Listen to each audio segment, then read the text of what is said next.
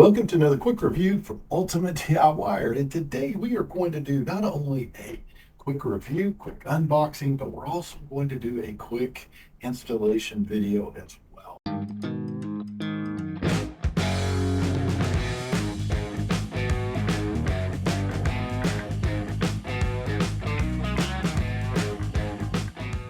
All right, guys, the biggest problem I have when I show someone how to install a faucet via video is it's really hard to get up underneath the sink and show you all the connections and make sure that you can actually understand and see what's going on.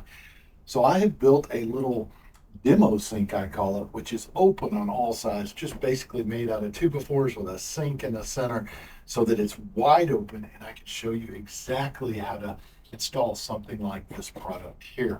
Now, the faucet we are going to install today is made by a company called Odoro, and they're an awesome company. I've installed several of their products already. A matter of fact, I've reviewed a couple of their products.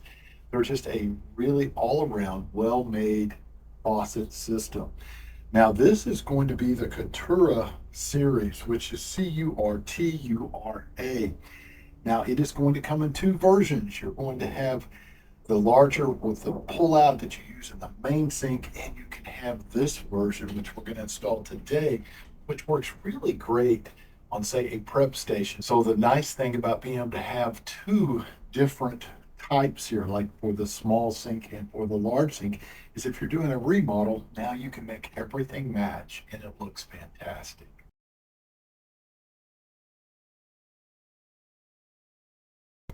So before we go into the unboxing and the installation, let me give you a few highlights of the product itself.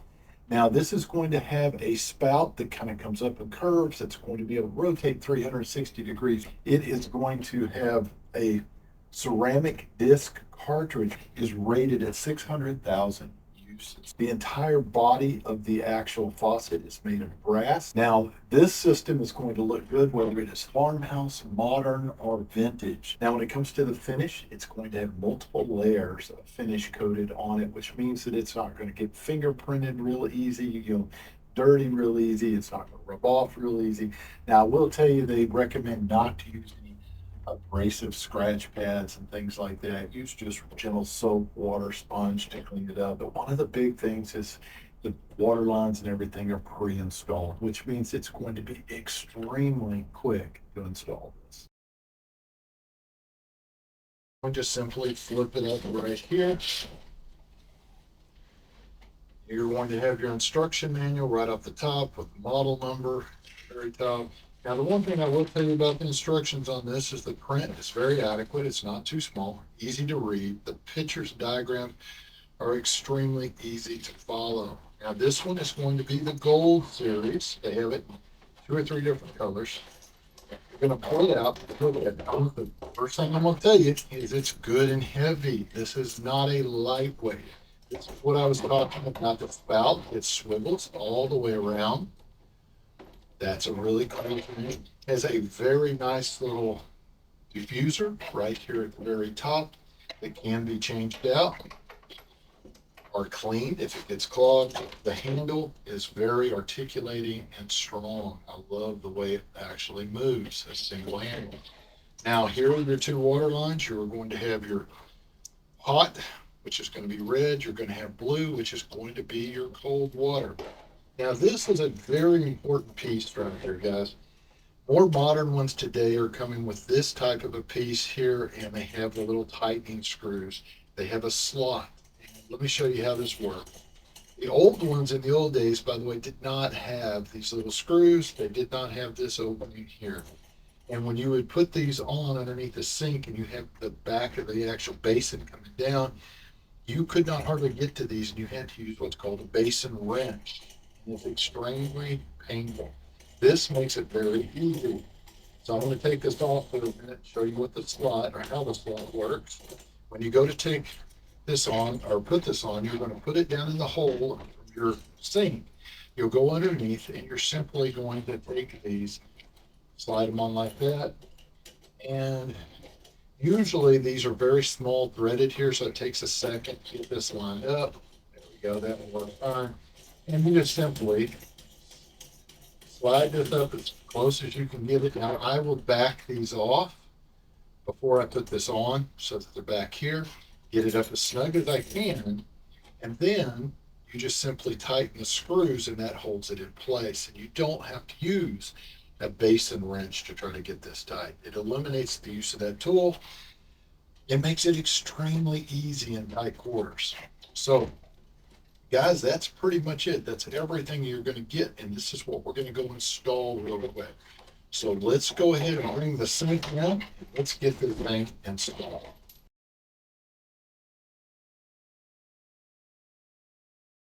All right, guys, we have the temporary sink brought in. Like I said, it's not pretty, but it is 2x4 made so that you can see through the sides and you're going to be able to get a good idea of what I do to install this. Now, a couple things to keep in mind.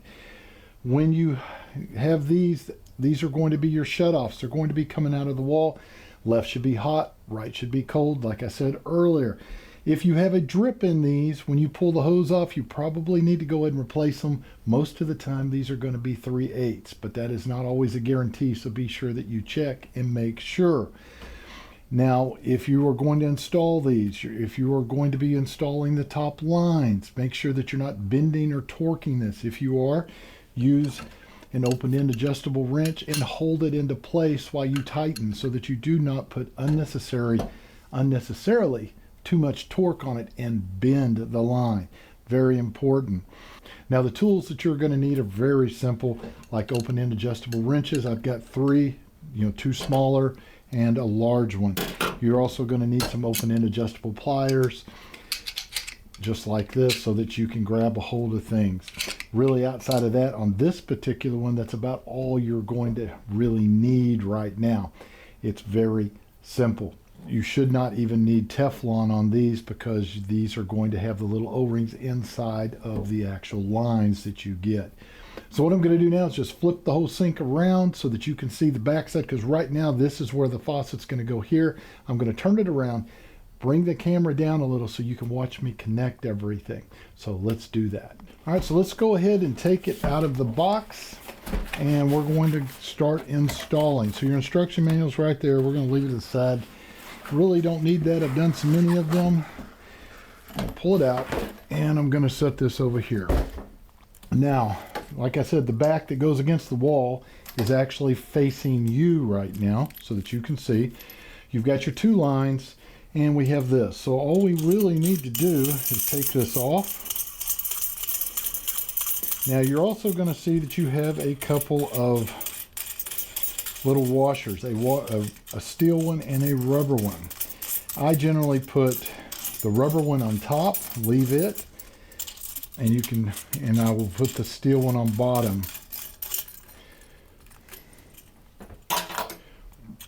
So we're going to pull that off. I'm going to leave the rubber one up here.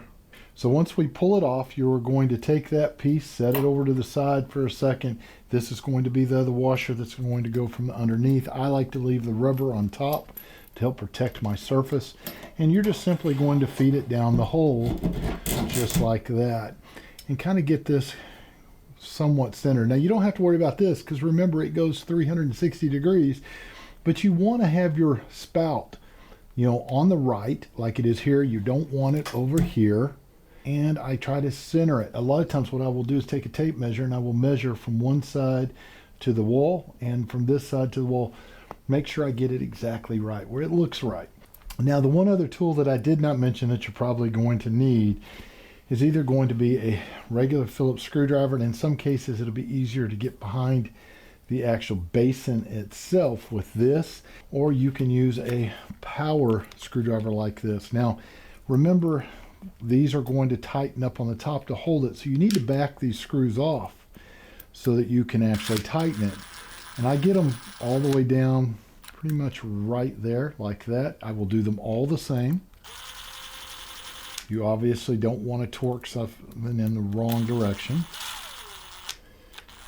and it is going to look just like that. So now what we're going to do is we're going to go down underneath and we are going to install this. Okay, so the very first thing you're going to do is you are just simply going to put your washer on just like this, and remember you have the slots. So you just feed the slots and make sure that the screw that you're going to screw in is facing towards you. Otherwise you could not tighten it. And we're going to push it up. It takes a second to usually get this to line up because the threads are so small on the way this is made. And sometimes it helps to hold the top.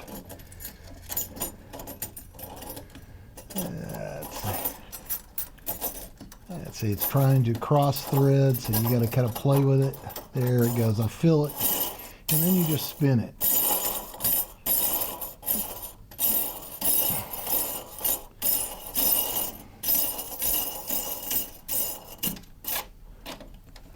Just like that there. Now, if you can get your screw gun in, all you'll do is just tighten it, just like that. Or if you can't reach it, because the basin is blocking you in the wall, use a screwdriver and just tighten them into place, just like that. And like that. Now the only thing we have left is to pull these little caps off right here. Actually, they don't pull off. This one screws. So you unscrew them. And now we'll attach them to our water line. All right, so the very first thing I would do is find my cold. My cold is generally going to go on the right side over here. And if you notice, this is the little O-ring that I was talking about that seals, so you don't necessarily have to put any Teflon on here. If you feel more comfortable putting a little, you can. It's not going to hurt anything. And we just simply twist this on. Actually, if I can get it to start there. There we go. Well, if we can get this to start. There it goes right there. It takes a second sometimes just to get it to start working. And tighten it down.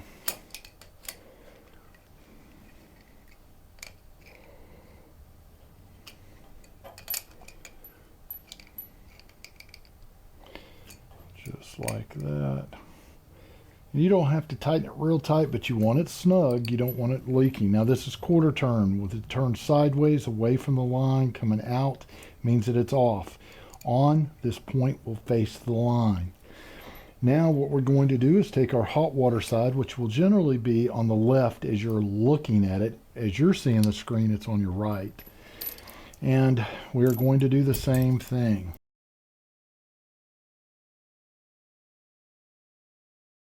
All right, guys, I got it totally installed. Like I said, super easy. You have just a couple of quick connects down there as far as hooking up your valves. You've got a nut that you're going to put on. You've got the little set screws that you have to tighten. This is definitely a DIY project that anybody should be able to do at home without any problem, whether it's this faucet or whether it is a different one. They're going to all go in pretty much the same. The only caveat to that generally is if you have a pull-out spout, you have a little weight that you're going to put on. Outside of that, though, it is pretty easy. Very strong stream. I like that. Very nice. The articulating arm, very good. It has great stops at the bottom, the top, and then over. Now, you're going to notice when you shut it off that it will totally stop. The drip goes away. I love that. A lot of these units I find do not have a good shut off and they continuously drip and it's painful. So overall, guys, I will tell you, I am very pleased with this, though. I think it looks fantastic and I think it's built to last. All right, guys, so there you go. It installs easy. The thing looks fantastic, works extremely well. So I hope you got a little something out of today's video and I hope to see you guys on the next one.